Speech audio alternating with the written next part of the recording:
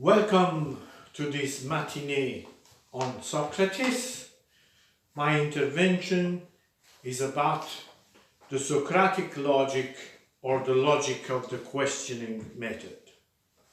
So the word that we are going to use is elenkos, which is a Greek word meaning proof, refutation, or cross-examination. That's the simple meaning. Okay, so the elenkos is a particular form of conversation used by Socrates in the early dialogues written by Plato.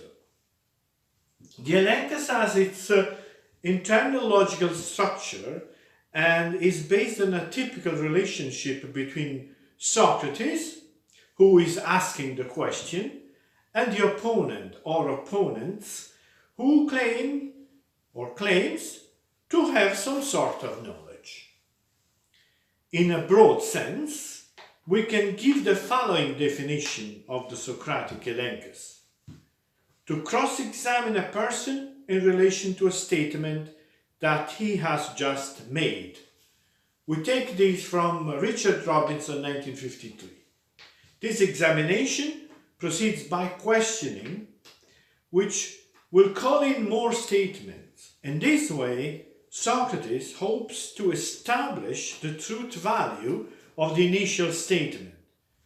In a more strict sense, the elenkos is a form of refutation, or a part of it, it's a refutation. Okay, the structure of the Socratic elenkos. First, we have the Socrates asks the question. Then Socrates receives an answer. We will see the cases where Socrates does not receive an answer. And 3, at this point, when he received an answer, Socrates asks more questions. This time, though, those questions require unavoidable and evident answers. He looks for an affirmative answers. To better clarify this, the initial question expresses a real doubt, a request to know something better, a desire to know more, a genuine desire to establish the truth of the statement.